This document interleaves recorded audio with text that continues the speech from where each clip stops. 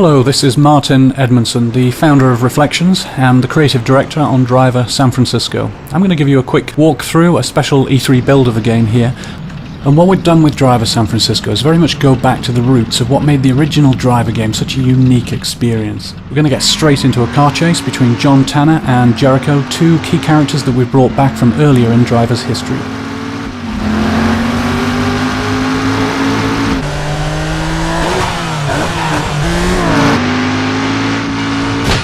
Other things we brought back, this sort of classic back alley action, smashing through garbage and bursting back out onto the streets, all that's back.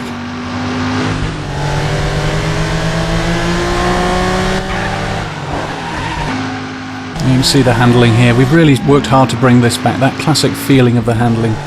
Tanner pushing the back end of his car right out there. And for the first time in Driver's history, we have well over 100 real licensed cars. Using the in-car view here, it's one of the classic views used in many of the 70s car chases like Bullet and French Connection that inspired the original Driver game.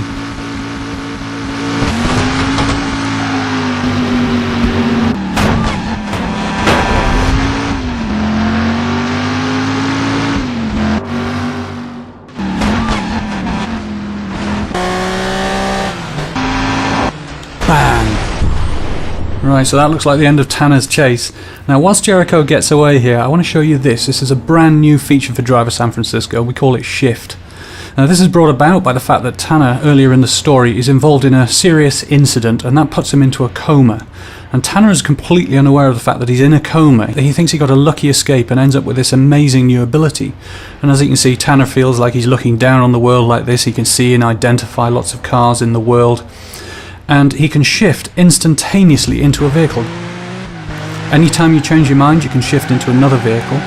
And you can also have some fun with this. So if I want to change direction, for example, immediately without having to turn around, I just shift into a car coming in the opposite direction, like so. And this is something that upgrades throughout the game, so we can pull higher, reveal more of the city, and still see all the cars driving around. But Shift is a limited ability. It has to be charged. And ultimately it upgrades to reveal the whole city in its entirety. Now, as you can see, this is a massive area. It's 208 miles of road, and that makes it one of the biggest open city driving environments in any video game. And what it gives to the player is a truly diverse experience of different driving styles.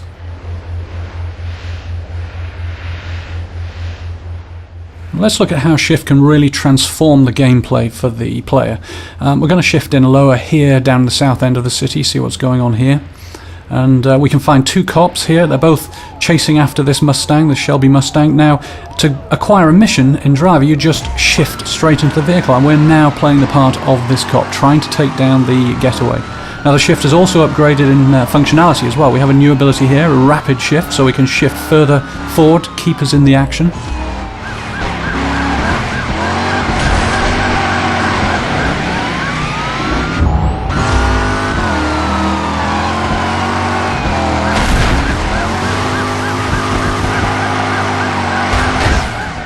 Overcooked it there. The other guy goes past, shifts, keeps us straight back up there, right behind the Mustang again.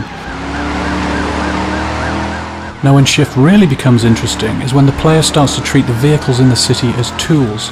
So we're going to use Shift now to see if we can end this chase for good.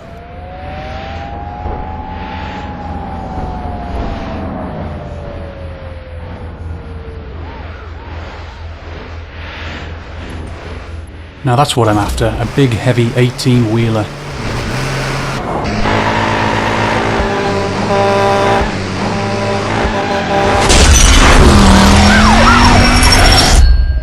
Well, thank you for watching, and I hope you enjoyed this very early preview of Driver San Francisco.